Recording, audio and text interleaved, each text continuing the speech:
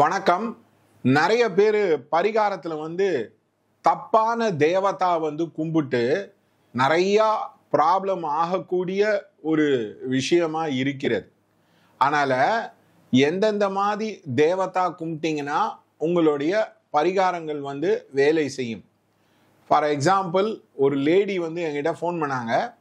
அவங்க என்ன சொன்னாங்க, என் பொண்ணுக்கு ஹனுமாருக்கு பூஜை பண்ணுறேன், சீக்கிரமாக கல்யாணம் நடக்கணும்னு.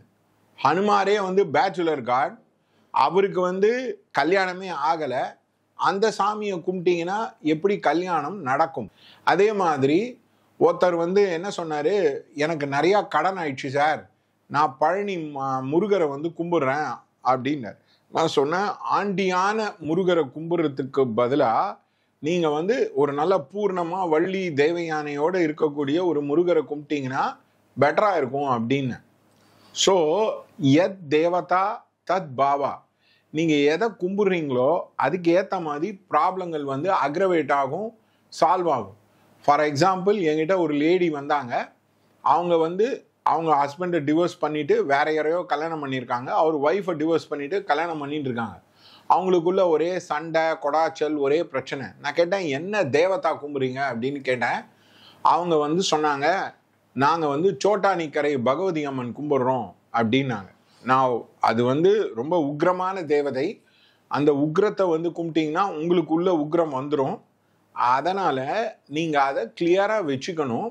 எந்த மாதிரி தேவதா கும்பிடணும் அப்படின்றத வச்சுக்கணும். கண்ணாபின்னான்னு தேவதா கும்பிட்டிங்கன்னா ப்ராப்ளம் ஆகும்.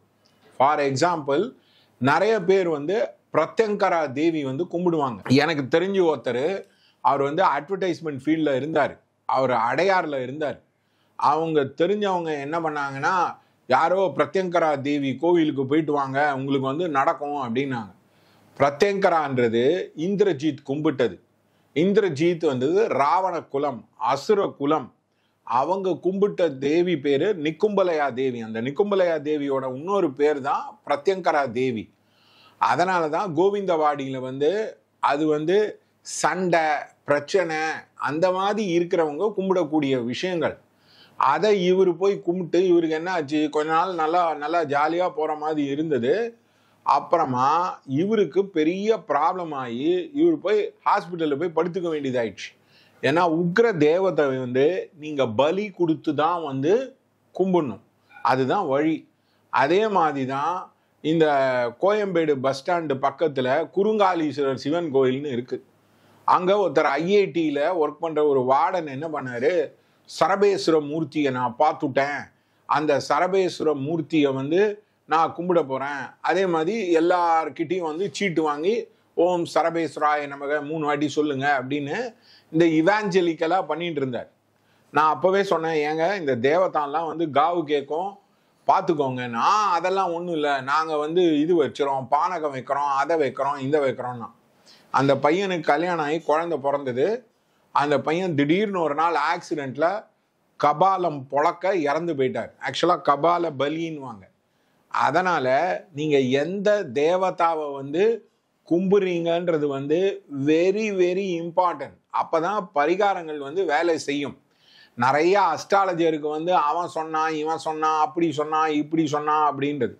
ஃபார் எக்ஸாம்பிள், நிறைய பேர் திருப்பதி போகிறவங்க நிறைய பேர் கடன் வாங்குவாங்க. ஏன்னா கடன் வாங்கி தான் அவர் கல்யாணமே பண்ணிக்கிறார்.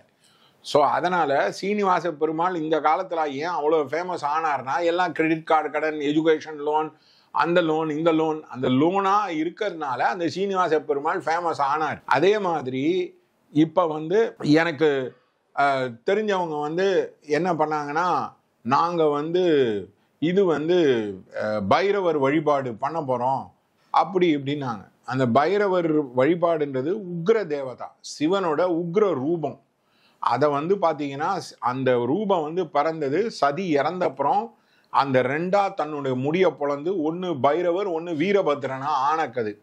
ஆனால் அதை பற்றி எதுவுமே தெரியாமல் கண்ணாமின்னான்னு நான் பைரவரை கும்பிட்றேன்னு, எனக்கு தெரிஞ்ச ஒரு பொண்ணு கன்சீவ் ஆனோன்னு பைரவரை கும்பிட்டு அவளுக்கு அபாஷனே ஆயிடுது. ஏன்னா பித்தம் அதிகமாகிடும். அதே மாதிரி நிறையா பிராமின்ஸ் கபாலீஸ்வரரை கும்பிடவே கூடாது. கபாலீஸ்வரர் காபாலி அதாவது காபாலிக மார்க்கத்தை சேர்ந்த ஈஸ்வரர். சிவன் காபாலிகரா தன்னை வழிபட்டது, தன்னை அவதாரம் எடுத்தது தான் காபாலீஸ்வரர்.